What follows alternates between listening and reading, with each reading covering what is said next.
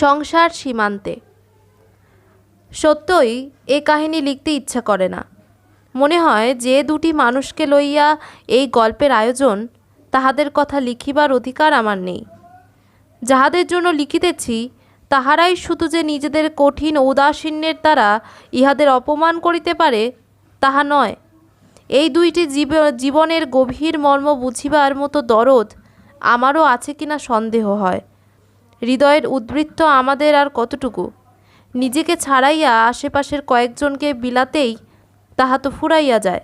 আর উদারতা এই শব্দটিকে এ পর্যন্ত কতভাবেই না লাঞ্ছিত করিয়া আসিয়াছি। তবু একবার বলিবার চেষ্টা করিয়া দেখি। বিশ্রী বাদলের রাত, সারাদিন সূর্যের দেখা পাওয়া যায় নাই। ঝুপঝুপ করিয়া বৃষ্টি পড়িয়াছে, গভীর রাত্রেও তাহার বিরাম নাই। কয়দিনে বৃষ্টি থামিবে কে জানে। শহরের এক প্রান্তের যে রাস্তাটিতে আমাদের গল্প শুরু হইবে, সাধারণ অবস্থাতেই তাহাতে চলা দেয়।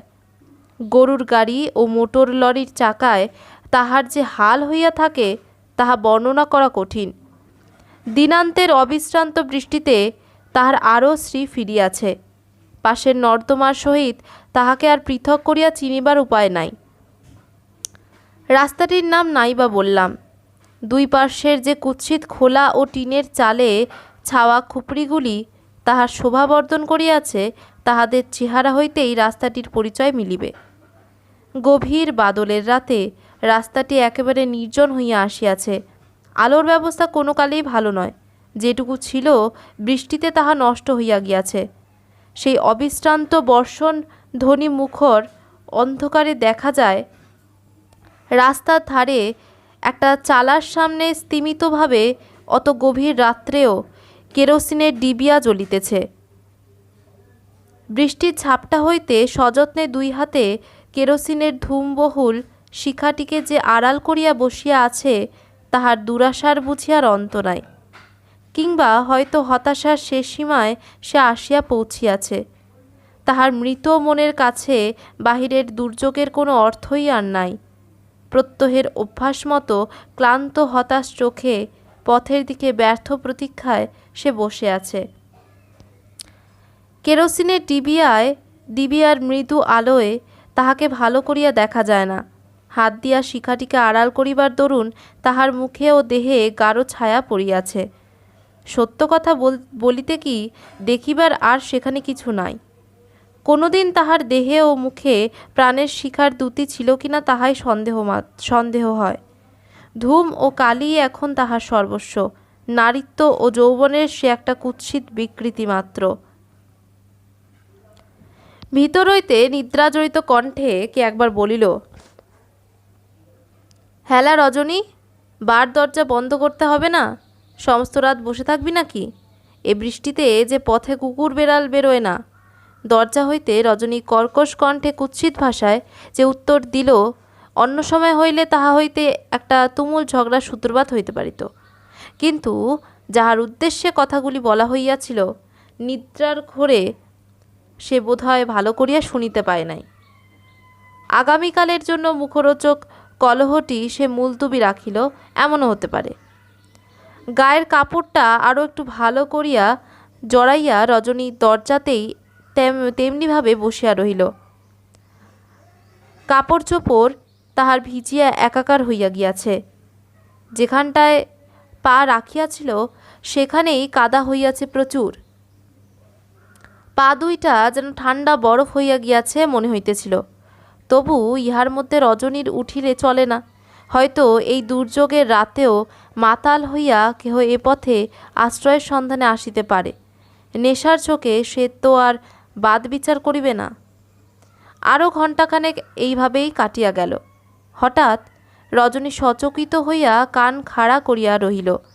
অন্ধকারে কিছুই দেখা যায় না, কিন্তু তাহাদের রাস্তাটি যে ধারে কিছু দূর অগ্রসর হইয়া ক্রমশ ভদ্র হইবার চেষ্টা করিয়াছে, খোলার চালা পরিত্যাগ করিয়া একটি দুটি কোঠা ও ভদ্র গৃহস্থ বাড়ি দুই পাশে পাইয়াছে, সেখান হইতে যেন কাদার ভিতর কাহার পদশব্দ পাওয়া যাইতেছে। পদশব্দ ক্রমশই দ্রুত অগ্রসর হইতে লাগিল। না, কোনো মাতালের পায়ের শব্দ এ নয়। কাদার ভিতর দিয়া দ্রুতবেগে কে যেন ছুটিয়া আসিতেছে বলিয়াই মনে হয়। রজনী নিরাশ হইল। জল বৃষ্টির ভিতর দিয়া কেহ যে ঊর্ধ্বশ্বাসে তাহার ঘরে আশ্রয় লইতে আসিতেছে না, ইহা ঠিক। একলা বসিয়া থাকিতে একটু বুঝি তাহার ভয়ও করিতেছিল। ভয় অবশ্য তাহার অমূলক। মানুষের কাছ হইতে আশঙ্কা করিবার তাহার আর কিছু নাই। জীবনের চরম ক্ষতি তাহার তো হইয়া গিয়াছে। রজনী জোর করিয়া বসিয়াছিল। হঠাৎ অন্ধকারের ভিতর হইতে কৃষ্ণকায় একটি বিশাল মূর্তি বাহির হইয়া আসিল। আশ্চর্যের বিষয়, রজনীর দরজার কাছে আসিয়াই সে থামিয়াছে। পিছন দিকে একবার সে ফিরিয়া চাহিল। তাহার পর রজনীকে একেবারে বিস্মিত করিয়া দিয়া তাহারই কাছে আসিয়া চাপা গলায় তাড়াতাড়ি বলিল, চ তোর ঘরে চ। রজনী সত্যি এই আকস্মিক সম্ভাষণে একটু বিহ্বল হইয়া পড়িয়াছিল। প্রথমটা সে কোনো কথা বলিতেই পারিল না। স্থাণুর মতো যেখানে বসিয়াছিল সেখানেই নিশ্চল হইয়া রহিল। কিন্তু তাহার বাকস্ফূর্তি হইবার পূর্বেই লোকটা অদ্ভুত এক কাণ্ড করিয়া বসিল। হঠাৎ নিচু হইয়া ফু দিয়া তাহার কেরোসিনের আলোটি নিভাইয়া দিয়া সে বলিল, ঢং করে তবু বসে আছে দেখো, কই কই তোর ঘর। এই অদ্ভুত ব্যবহারে ভীত হইয়া রজনী চিৎকার করিয়া উঠিতে যাইতেছিল, কিন্তু লোকটা তাহার পূর্বেই তাহার মুখে হাত চাপা দিয়াছে। রজনীর কণ্ঠ আর শোনা গেল না। লোকটা চুপি চুপি তাহার কানের কাছে মুখ লইয়া গিয়া বলিল, ভয় নেই, চেঁচাসনি। রজনী ভীত, ক্রুদ্ধ হইয়া লোকটার হাত ঠেলিয়া দিবার একটু চেষ্টা করিল, কিন্তু সে চেষ্টা বৃথা। লোকটা অসুরের মতো শক্তিতে তাহার গলার কাছটা চাপিয়া ধরিয়া আছে। বেশি জোর জবরদস্তি করিলে বুঝি টিপিয়াই মারিবে। অগত্যা বাধ্য হইয়াই সে চুপ করিল। লোকটা নিজেই উৎসাহী হইয়া টিনের দরজাটা বন্ধ করিয়া দিয়া আবার বলিল, কি এইখানেই দাঁড়িয়ে থাকবো সারা রাত? রজনী সত্যি ভয় পাইয়াছিল। বলিল, না, তুমি যাও। লোকটা অন্ধকারে রজনীর কণ্ঠ খুঁজিয়া লইয়া এক হাত দিয়া তাহা জড়াইয়া ধরিয়া হাসিল। বলিল, দূর, কোথায় যাব এত রাতে? আরও কিছু সে বলিতে যাইতেছিল, হঠাৎ বাহিরের রাস্তায় কয়েকজনের পদশব্দ শোনা গেল। সঙ্গে সঙ্গে দেখা গেল লোকটার ভাবভঙ্গিও একেবারে বদলাইয়া গিয়াছে। সেই মুহূর্তেই রজনীর মুখে হাত ঢাকা দিয়া তীক্ষ্ণ চাপা গলায় সে বলিল, টু শব্দটি করেছিস কি খুন করে ফেলব। রজনী অবশ্য চেষ্টা করিলেও শব্দ করিতে পারিত না। লোকটা যে জোরে মুখে হাত চাপা দিয়াছে, বাহিরের পদশব্দ উহাদের দরজার কাছে আসিয়া বুঝি খানিক থামিল। কয়েকটা লোক কি যেন বলা বলি করিতেছিল। তাহার পর আবার পদশব্দ দূরে মিলাইয়া যাইতেছে। লোকটা তাহার হাত তুলিয়া লইয়া হাসিয়া বলিল, কেমন ভয় দেখিয়ে দিলাম দেখলি? কিন্তু ব্যাপারটা যে ঠাট্টার নয় তাহা রজনী বুঝিয়াছিল। লোকটাকে মনে মনে অত্যন্ত ভয় করিতে আরম্ভ করিলেও সে মৃদুস্বরে একবার আপত্তি জানাইয়া বলিল, আমি দরজা খুলে দিচ্ছি, তুমি যাও, আজ আমার শরীর খারাপ। লোকটা এবার জোরে হাসিয়া উঠিল, শরীর তো বেজায় খারাপ, তাই বাদলা রাতে রাস্তায় হাওয়া খাচ্ছিলি না? নে ছেনালি রাখ। কোথায় তোর ঘর? নিরুপায় হইয়া রজনী বলিল, দাও, টাকা দাও তাহলে আগে। অন্ধকারে তাহার হাতের মধ্যে সত্যই একটা টাকা গুজিয়া দিয়া লোকটা বলিল, নে, হলো তো? রজনী এবার ধীরে ধীরে পাশের দাওয়ায় উঠিয়া তাহার ঘরের চাবি খুলিল। ঘর বলিলে তাহাকে অতিরিক্ত সম্মান দেওয়া হয়। দুধারে দুই টিনের পার্টিশনের মধ্যবর্তী খানিকটা অপরিসর স্থান মাত্র। মেঝেতে কোনো কালে বোধহয় সিমেন্ট দেওয়া হইয়াছিল, এখন তাহার চিহ্নও নাই। নোংরা একটা বিছানা ও ভাঙা তোরঙ্গই অবশ্য অধিকাংশ স্থান জুড়িয়া আছে। মেঝের বাকি অংশ যেটুকু দেখা যায় তাহা বহুদিনের মানুষের পদাঘাতে ক্ষতবিক্ষত। উপরে খোলার চাল, সেখানকার একটা বাঁশ হইতে তার দিয়া টাঙানো চিমনি ভাঙা হ্যারিকেন লণ্ঠনটি মিটমিট করিয়া জ্বলিতেছিল। রজনী ঘরে ঢুকিয়া তাহার আলোটাই একটু বাড়াইয়া দিল। তাহাতে আলোকের অভাব কিন্তু দূর হইল না। শিখাটি আরও বেশি ধূমোৎকিরণ করিতে লাগিল মাত্র। মেঝের উপরকার ময়লা ছিন্ন বিছানায় একটা বালিশের উপর কনুইয়ের ভর দিয়া লোকটা তখন বসিয়াছে। রজনী তাহার দিকে চাহিয়া বিরক্ত হইয়া বলিল, কি করলে বলো তো? জুতোটা বাইরে খুলে রেখে আসতে হয় না? সমস্ত ঘর যে কাদায় কাদা হয়ে গেল, এ মুক্ত করবে কে? সত্যই লোকটার ছেঁড়া জুতোর সঙ্গে রাস্তার প্রচুর কাদা ঘরে আসিয়া ঢুকিয়াছে। ঘরে আসিয়া লোকটার চেহারা ও মেজাজ দুই বদলাইয়া গিয়াছে মনে হইল। রজনী কথায় হাসিয়া জুতো জোড়া পা হইতে খুলিতে খুলিতে সে বলিল, ইস, কি আমার রাজপ্রাসাদ রে, জুতোর কাদায় নোংরা হয়ে যাচ্ছে। কথাগুলোর পিছনে কিন্তু আঘাত করিবার ইচ্ছা আছে বলিয়া মনে হইল না। গলার স্বরে ও বলিবার ভঙ্গিতে হাসিয়া ফেলিয়া রজনী বলিল, তোমারই বা কি এমন সোনার খড়ম যে বিছানায় উঠতে চায়? ছেঁড়া জুতা দুইটা পা হইতে খুলিয়া উপর করিয়া ধরিতেই পোয়াখানেক ময়লা জল তাহা হইতে বাহির হইল। লোকটা হাসিয়া বলিল, এমন জুতোর তুই নিন্দে করিস? দেখেছিস, এ ড্যাঙায় হলো জুতো, আর জলে নামলেই নৌকো। ময়লা জলে ঘরটা আরও নোংরা হইয়া যাইতেছিল, কিন্তু এবার রজনী রাগ করিতে ভুলিয়া গেল।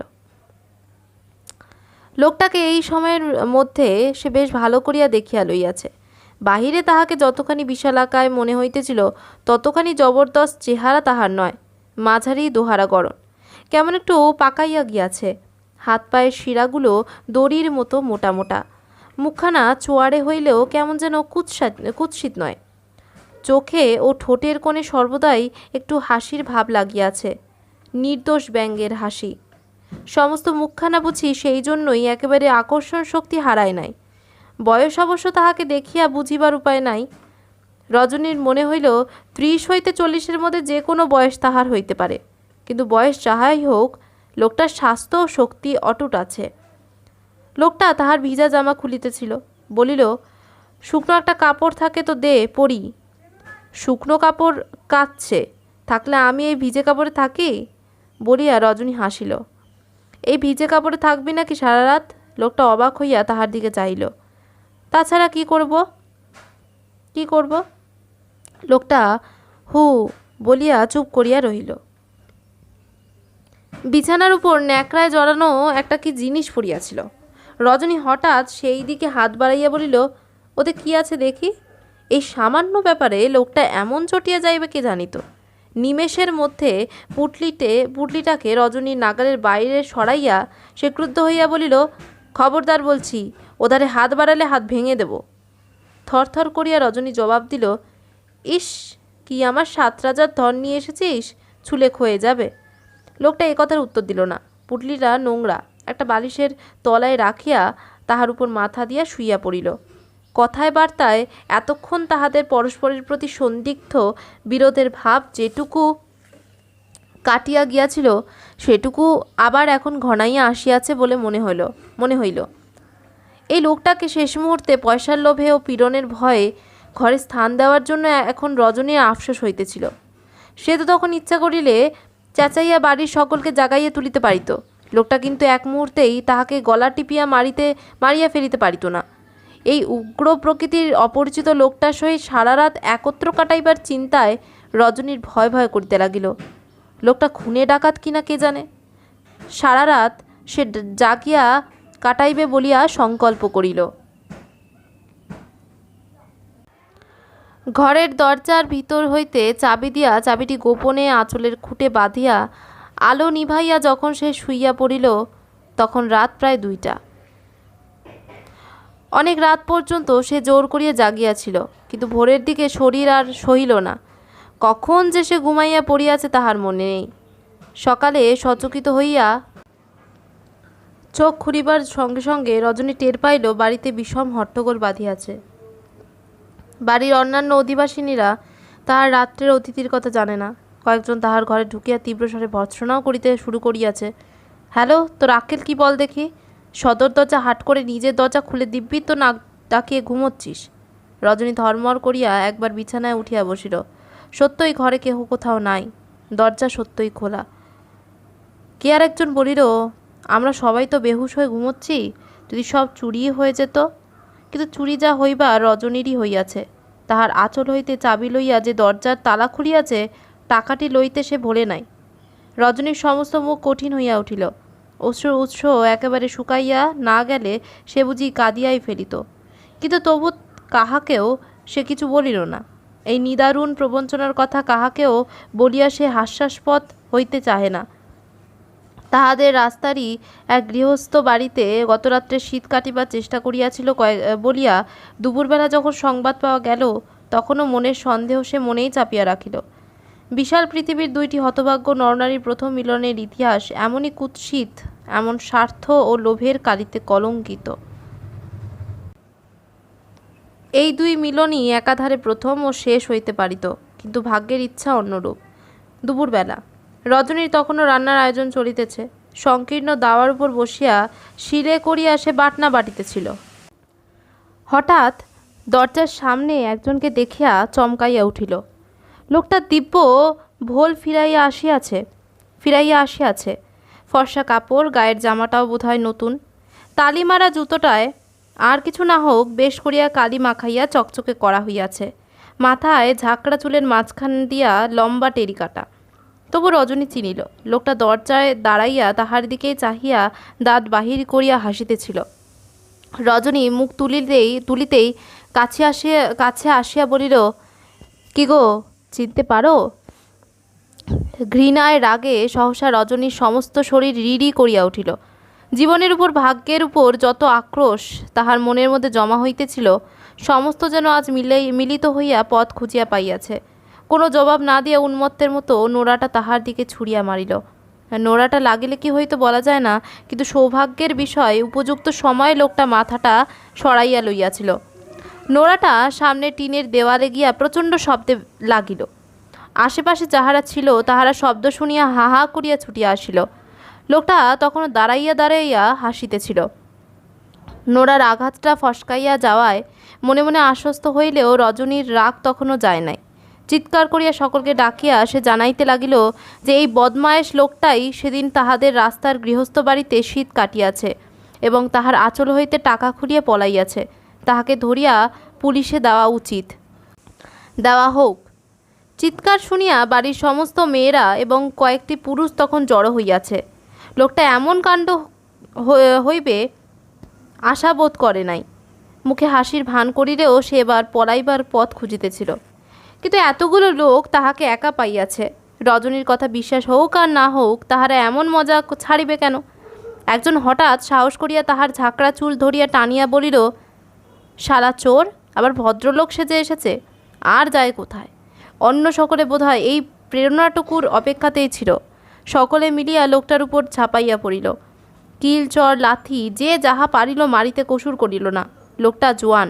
কিছুক্ষণ সে জুঝিবার চেষ্টা করিয়াছিল, কিন্তু মারও সেই জন্যেই বেশি খাইল। তাহার জামাকাপড় ছিঁড়িয়া আধমরা না করিয়া দেওয়া পর্যন্ত মেয়ে পুরুষ কেহ নিরস্ত হইল না। বোধহয় হ্যাঙ্গামের ভয়েই শুধু পুলিশ সে দিতে তাহারা বাকি রাখিল। রজনী মারামারিতে যথাসম্ভব যোগ দিয়াছে। এখন দাওয়ার উপর দাঁড়াইয়া হাঁপাইতে হাঁপাইতে গাল পাড়িতেছিল। আঁচল থেকে টাকা খুলে নেবে না, পাঁজি বদমাস কোথাকার। বাড়ির বাহিরেও তখন পথিকদের ভিড় জমিয়া গিয়াছে। অতিরঞ্জিত হইয়া ইতিমধ্যে ব্যাপারটা মুখে মুখে ফিরিতেছিল। নানাজনে নানা রকম মন্তব্যও করিতেছিল। লোকটা তখন অবসন্নভাবে উঠোনের উপর পড়িয়া গায়ের মাথার অনেক জায়গা কাটিয়ে রক্ত বাহির হইতেছে। কাতরভাবে সে ধুকিতেছিল। কে একজন বাহির হইতে খবর দিল যে মারামারির সংবাদ শুনিয়া পুলিশ আসিতেছে। আরেকজন বলিল, পুলিশ এলে তো যারা মেরেছে তাদেরও ছাড়বে না বাপু। চোরকে ধরিয়া দিতে পারো, মারবার তোমরা কে? আর মার বলে মার, লোকটা তো মরে গেছে। কথাটা মিথ্যে নয়, যুক্তিযুক্তও বটে। যাহারা এতক্ষণ সোৎসাহে হাত চালাইয়াছিল তাহারা যে যার সরিয়া পড়িবার চেষ্টা করিল। জনমতের গতি ফিরিয়াছে। একজন বলিল, চোর বলে যে মারলে, চোর চিনলে কি কে শুনি? চোর কি ওর গায়ে লেখা আছে? বাহির হইতে একজন আসিয়া সহানুভূতি জানাইয়া বলিল, তুমিও তো আচ্ছা লোকে, মার খেয়ে চুপ করে পড়ে আছো। থানায় চলো, একটা ডায়েরি করে আসি, মারার মজাটা সব টের পেয়ে যাবে। উঠিবার শক্তি ছিল না বলিয়াই বোধহয় লোকটা কোনো উত্তর না দিয়া চুপ করিয়া পড়িয়া রহিল। যাহারা মারিয়াছিল তাহাদের অনেকেরই পুলিশের ভয়ে রাগটা তখন রজনীর উপর গিয়া পড়িয়াছে। বাড়ির ভিতর হ্যাঙ্গামা হইবার ভয়ে বাড়ির অধীর স্বামিনী ব্যস্ত হইয়া উঠিয়াছিল। রজনীর কাছে আসিয়া ঝঙ্কার দিয়া সে বলিল, দোস্ত এই মাগির চোর চোর বলে পাড়া মাথায় করে তুললে কে? এখন ঠেলা সামলাক। রজনীর গালাগাল খানিক আগেই বন্ধ হইয়া গিয়াছে। সমস্ত ব্যাপারটার এই পরিণতি দেখিয়া ভয়ে সে কাঠ হইয়া দাঁড়াইয়াছিল। দু একজন প্রেরিত লোকটাকে তখনও থানায় গিয়ে ডায়েরি করাইবার জন্য পিড়াপিড়ি করিতেছিল। বাড়িওয়ালি আবার তীব্র স্বরে বলিল, ঢং করে দাঁড়িয়ে আছিস যে বড়, লোকটা ওখানেই পড়ে থাকবে নাকি? থানা পুলিশ না হলে সুখ হচ্ছে না না? কেন বলা যায় না, প্রেরিত হইয়াও থানায় যাইবার আগ্রহ লোকটার বিশেষ নাই। বাড়িওয়ালির ধমক খাইয়া ভয়বহুল রজনী তাহাকে আসিয়া তুলিয়া ধরিবার চেষ্টা করিতে গেলে সে নিজেই কষ্ট করিয়া উঠিয়া ধীরে ধীরে রজনীর কাঁধে ভর দিয়া তাহারই ঘরে গেল। থানায় খবর দিয়া অন্যায়ের প্রতিকার করিবার জন্য যাহারা ব্যস্ত হইয়াছিল তাহারা ইহাতে খুশি হইতে পারিল না। বাহিরের দরজার কাছে ঘোট অনেকক্ষণ ধরিয়া চলিল। লোকটা কোনো প্রকার হাঙ্গামা না করিয়া রজনীর ঘরে যাওয়ায় বাড়িওয়ালি অনেকটা আশ্বস্ত হইয়াছিল। রজনীর ঘরে ঢুকিয়া আহত ব্যক্তির শুশ্রূষা সম্বন্ধে অনেকক্ষণ ধরিয়া বহু মূল্যবান সদুপদেশ দিয়া যখন সে বিদায় হইল, তখনও রজনী জল দিয়া তাহার ক্ষতস্থান করে ধোয়াইয়া দিতেছে। বাড়িওয়ালি চড়িয়া যাইবার পর লোকটা একবার উঠিবার চেষ্টা করিল। ভীত পাংশু মুখে তাহাকে শোয়াইবার চেষ্টা করিয়া রজনী বলিল, উঠছ কেন? কোথায় যাবে? যন্ত্রণা বিকৃত মুখেও হাসির চেষ্টা করিয়া লোকটা বলিল, থানায় যাব না রে, থানায় যাব না। ভয় নেই, পেটটায় বড় বেদনা। ব্যাটারা বড় জোর লাথি মেরেছে। একটু শেক দিতে পারিস? রজনী তাহার আয়োজনেই বাহিরে গেল। নায়ক নায়িকার দ্বিতীয় মিলন এমনই করিয়াই হইল। লোকটা কয়েকদিন ধরিয়া রজনীর ঘরেই আছে। মার খাইবার দিন হইতে তাহার প্রবল জ্বর। যাইবে আর সে কোথায়? রজনীকে বাধ্য হইয়াই সেবা করিতে হইতেছে। ব্যাপারটার সমস্ত দোষ তাহার ঘাড়ে চাপাইয়া বাড়ির আর সকলের দিব্য নিশ্চিন্ত হইয়া গিয়াছে। ঘরে বসাইয়া একটা লোকের দিনের পর দিন শুশ্রূষা করা রজনীর সাধ্য নয়। প্রথম দিন লোকটা পকেট হইতে গোটা কয়েক টাকা বাহির করিয়া দিয়াছিল বলিয়াই কোনো মতে চলিতেছে। রজনী এ দায় হইতে কোনো রকমের নিষ্কৃতি পাইলেই বোধহয় বাঁচে। পুলিশের ভয়েই সম্ভবত সে এ পর্যন্ত কোনো উচ্চবাচ্য করিতে পারে নাই। কিন্তু হপ্তা কাবার হইবার পরও লোকটার যে সারাক্ষণ সারিবার লক্ষণ নাই। রজনীর ধৈর্য আর কতদিন থাকে? সকালে ঘায়ের পটি খুঁড়িতে সে মুখ ঝামটা দিয়ে বলিয়াছে, ভিটকেলমি করে কদিন বিছানায় পড়ে থাকা হবে শুনি, আর আমি পারবো না। তা যা হয় হোক তা পুলিশের ব্যাপার সম্বন্ধে। রজনীর সে ভয় এখনও বুঝি একটু আছে। লোকটাও সঙ্গে সঙ্গে উত্তর দেয়, পারবি নাকি? এতগুলো করকরের টাকা কি মাগনা দিলাম? ইস, কত তোরা টাকাই না দিয়েছিলে। 8 দিন ধরে ওষুধপত্তি সব 5 টাকায় হচ্ছে, কেমন? নাইবা হলো, তুই দিবি টাকা? হাতে হাত করা থেকে বেঁচে গেছিস জানিস? রজনীর সাহস বাড়িয়াছে। রাগের মাথায় সে বলে, হ্যাঁ, হাতে হাত করা সবাই দিচ্ছে। যা না তুই পুলিশে। আমিও বলতে জানি। শীতকাঠি নিয়ে প্রথম দিন ঘরে ঢুকেছিলি, মনে নেই? লোকটা রাগিয়া বলে, তুই দেখেছিস? দেখিনি আবার? সেদিন পুটলির ভেতর কি ছিল তারা খেয়ে আমার ঘরে তো ঢুকেছিলি লুকোতে। বুঝি না আমি কিছু? লোকটা তাচ্ছিল্য ভরে বলে, বুঝেছিস তো বুঝেছিস। অঘোর দাস কারুকে ভয় করে না। নীরবে খানিকক্ষণ ঘা ধোয়ানো চলে। অঘোর একসময় বলে, জ্বরে মুখটা বড্ড খারাপ হয়েছে, আজ একটু অম্বল রাখতে পারিস? রজনী ঝঙ্কার দিয়া বলে, হ্যাঁ পারি না, উনুনের ছাই রাঁধতে পারি। শখ কত, গায়ে পুঁজ শুকোচ্ছে না, অম্বল খাবে। অঘোর সারিয়া উঠিয়াছে, কিন্তু এখনও এই আশ্রয় পরিত্যাগ করে নাই। দিনে রাত্রে রজনীর সঙ্গে রোজ তাহার ঝগড়া বাঁধে। রজনী গালাগাল দিয়া বলে, কাল যদি তুই বাড়ি থেকে দূর না হোস তো মুড়ো ঝাঁটা মারব। অঘোর প্রচণ্ড শপথ করিয়া জানায় যে পরদিন প্রাতকাল হইতে সে রজনীর আর মুখদর্শন করিবে না। কিন্তু যাই করিয়া যাওয়া আর হইয়া উঠিতেছে না। ছন্নছাড়া জীবনে স্থান হইতে স্থানান্তরে ভাগ্যের দ্বারা খালি বুঝি সে বিতাড়িত হইয়াই ফিরিয়াছে। একটুখানি নিশ্চিন্ত বিশ্রামের স্থান বুঝি তাহার কখনো মিলে নাই। তাই যাইতে তাহার সহজে মন ওঠে না। রজনী অন্য সময় গাল পাড়িলেও সকালবেলা কেমন করিয়া ঝাঁটা মারিয়া তাড়াইবার কথাটা বিস্মিত হইয়া যায়। অঘোর একেবারে অবুঝ নয়। ইতিমধ্যে একদিন বাহির হইয়া সে কয়েকটা টাকা কোথা হইতে সংগ্রহ করিয়া আনিয়া রজনীর হাতে দিয়াছে, কিন্তু সেই সঙ্গে ফরমাস যাহা করিয়াছে তাহার বহর বড় কম নয়। রজনী টাকা কয়টা রাগের মাথায় মেঝের উপর ফেলিয়া দিয়া বলিয়াছে, আমার টাকার দরকার নেই, অমন টাকা আমি ঢের দেখেছি। আমি কি তোর কেনা বাদি যে যা হুকুম করবি তাই করব? টাকা ফেলিয়া দেওয়ায় প্রথমটা মুখ গম্ভীর করিয়া অঘোর বলিয়াছে, দেখো লোক আমি বড় ভালো নয়, বেশি বাড়াবাড়ি করলে ভালো হবে না। কিন্তু খানিক বাদে অসহায় আসিয়া তাহার পিঠে হাত বুলাইয়া বলিয়াছে, আহা রাগ করিস কেন? তুই ভালো রাত হিস তাই না বলছি? সাত করে কি এখানে পড়ে থাকি? তোর রান্না খাওয়ার পর মুখে আর কিছু রোচে না। থাক, আর আদিক্ষেতায় দরকার নেই বলিয়া রজনী শেষ পর্যন্ত নিজেই টাকাগুলা তুলিয়া লইয়া গিয়াছে। কিন্তু এমন করিয়াও বেশি দিন চলিল না। একদিন টাকা কড়ির ব্যাপার লইয়াই অত্যন্ত কুৎসিতভাবে ঝগড়া করিবার পর অঘোর সত্যই সকালবেলা চলিয়া গেল। বাড়ি বাড়ি সংবাদ পাইয়া রজনীকে ভর্ৎসনা করিয়া বলিল, কি বলে যেতে দিলি তুই? তুই তো তবু তো খরচাটা চালাচ্ছিল। রজনী রুক্ষ কণ্ঠে বলিল, খরচা চালাচ্ছিল না আর কিছু, খেটে খেটে আমার হাড় কালি হয়ে গেল, আপদ গেছে বেঁচেছি। তারপর আপন মনেই বলিল, এবার এলে দরজার থেকেই খ্যাংড়া মেরে বিদায় করে দেব।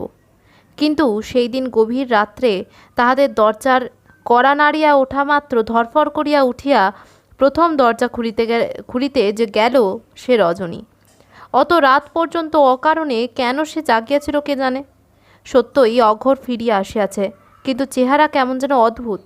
জামা কাপড়ে ধুলি কাঁধা লাগিয়াছে। কপালের উপর পুবের যে ক্ষতটার দাগ এখনো মিলায় নাই, তাহা হইতে আবার রক্ত বাহির হইতেছে। রজনী জিজ্ঞাসা করিল, এ কি হয়েছে? ও কিছু না বলিয়া পকেট হইতে অঘোর যাহা বাহির করিল তাহা দেখিয়া বিস্ময়ের আর অবধি রহিল না। এত টাকা একসঙ্গে সে কবেই বা দেখিয়াছে। অঘোর হাত বাড়াইয়া তাহাকেই সেগুলি দিতে যাইতেছিল। রজনী সভয়ে হাতটাকে সরাইয়া বলিল, না না, ও চাই না। তাহার মনের সন্দেহ দৃঢ় হইবার সঙ্গে সঙ্গে ভয় তাহার বাড়িয়াছে। অঘোর হাসিয়া বলিল, কেন রে, হলো কি? খানিক চুপ করিয়া থাকিয়া ভীত অস্পষ্ট কণ্ঠে রজনী বলিল, সত্যি বলো দেখি, তুই চুরি করেছিস কিনা? সত্যি সত্যি বল দেখি, তুই চুরি করেছিস কিনা? অঘোর তাহার দিকে তাকাইয়া মুচকিয়া একটু হাসিল মাত্র, উত্তর দিল না। রজনী আবার বলিল, বল আমার গা ছুঁয়ে। যদি করেই থাকি ধরা পড়লে কি হতো? কি আর হতো? জেল হতো, আর বেশি তো নয়। সে আমার অভ্যাস আছে। রজনী সভয়ে খানিক চুপ করিয়া দাঁড়াইয়া রহিল। তারপর অস্ফুট স্বরে জিজ্ঞাসা করিল, পাড়াতে গিয়ে এই কপালটা কেটেছে তো? কপালের রক্তটা কাপড় দিয়া মুছিয়া অঘোর বলিল, ব্যাটারা ঢিল ছুড়ল যে। রজনী হতাশভাবে বলিল, অমনি করেই তুই কোন দিন মরে যাবি। তা গেলেই বা কার কি? অঘোরদাসের জন্য তিনকুলে কাঁদবার কেউ নেই। রজনী তখন কোনো কথা আর বলিল না। ঘণ্টাখানেক বাদে বিছানায় শুইয়া হঠাৎ অঘোরের গলায় হাত রাখিয়া রজনী বলিল, একটা কথা বলবো, রাখবি? বল। নিদ্রাজড়িত স্বরে অঘোর বলিল, কি? তুই আর চুরি করতে পাবি না। ঘুমের ঘোরে আচ্ছা বলিয়া অঘোর পাশ ফিরিয়া শুইল। রজনী কিন্তু তাহাকে নিশ্চিন্তভাবে ঘুমাইতে দিল না। হাত ধরিয়া ঝাঁকানি দিয়া বলিল, ওরকম আচ্ছা বললে হবে না, তুই দিব্যি করে বল কখনো আর চুরি করব না। কাঁচা ঘুম ভাঙায় অঘোর চটিয়া গিয়াছিল। বলিল, তবে কি ডাকাতি করে খাবো? না, তুই একটা কাজকর্ম দেখ। কাজকর্ম দেবে কে? তুই বাজে বকিস নি, ঘুমোতে দে। কিন্তু রজনী ছাড়িল না। আবার তাহার হাত ঝাঁকানি দিয়া একটু কঠিন স্বরে বলিল, না, তোকে চুরি ছাড়তে হবে, না হলে এখানে আর আসতে পাবি না। ও, তবেই তো আমার গোকুল অন্ধকার হয়ে যাবে। বলিয়া অঘোর আবার পাশ ফিরিল। কিন্তু এবারে খানিক বাদে প্রথম কথা সে কহিল, বলিল, কাজকর্ম পাওয়া কি এতই সোজা রে? আর তাছাড়া দলের লোকেরা ছাড়বে কেন? যদি বা একটা ভালো কাজ পাই, পুলিশ আর দলের লোকেরা পিছু লেগে অস্থির করে দেবে না? দল তুই ছেড়ে দিবি, এদেশে থাকতে আর তার জো নেই। রজনী ইহার পর অনেকক্ষণ চুপ করিয়া থাকিয়া বলিল, তবে তুই এদেশ ছেড়ে চলে যা। অন্ধকারের মধ্যে অঘোরের হাস্যধ্বনি শোনা গেল। বলিল, তুই যাবি সঙ্গে? রজনী সত্য দীর্ঘ নিঃশ্বাস ফেলিয়া বলিল, আমি যাব কি রে? দুজনেই তাহার পর নীরব। অঘোর একবার খানিক বাদে রজনীকে ঠেলা দিয়া জিজ্ঞাসা করিল, ঘুমলি নাকি? না। তুই যেতে পারবি না কেন? রজনী হতাশ স্বরে বলিল, আমার এখন কত দেনা, বাড়িওয়ালির কাছে, কিস্তিদারের কাছে, তারা যেতে চাইলে ছাড়বে কেন? হঠাৎ উৎসাহিত হইয়া অঘোর বলিল, আমি যদি সব দেনা শোধ করে দিই? কিন্তু রজনীর এ কথায় বিশ্বাস নাই। বলিল, সে অনেক টাকা, তুই পারবি কেন?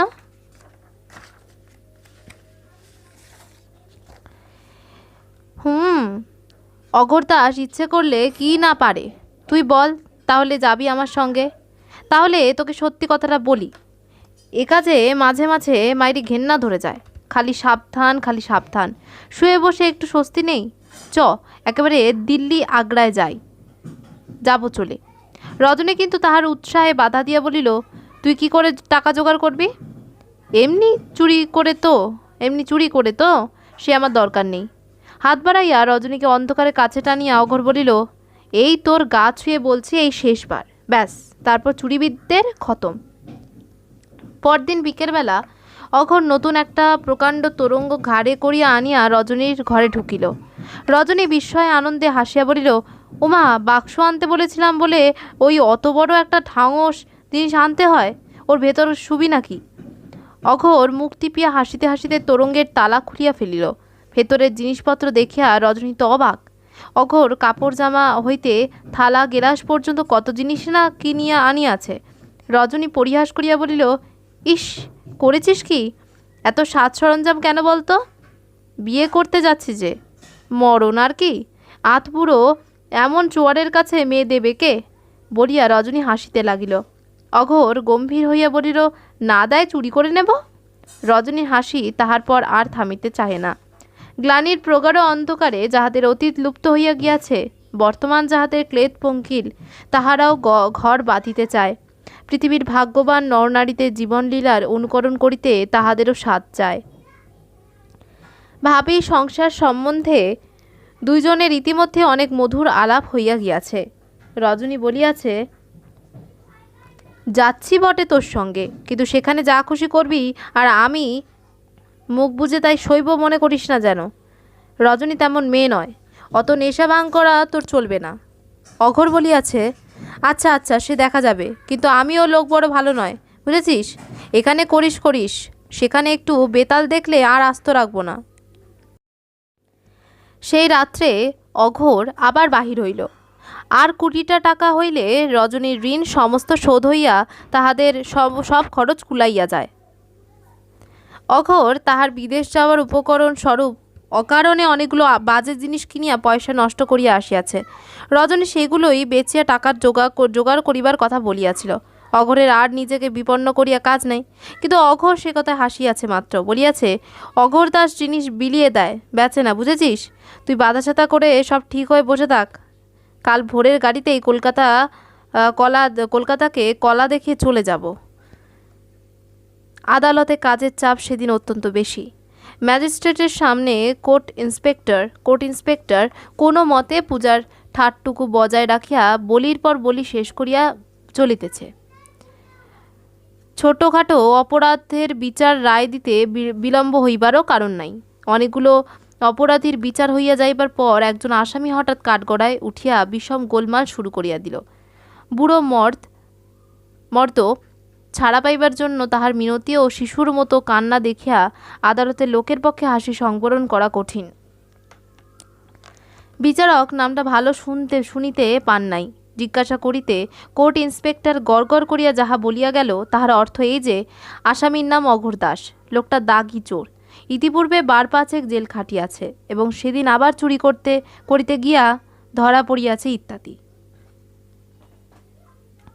আসামি তখন কাঠগড়া হইতে 2 হাত জোর করিয়া কাতরভাবে কাঁদিতে কাঁদিতে বলিতেছিল, হুজুর ধর্মাবতার তাহাকে যেন এইবারটি মাফ করেন।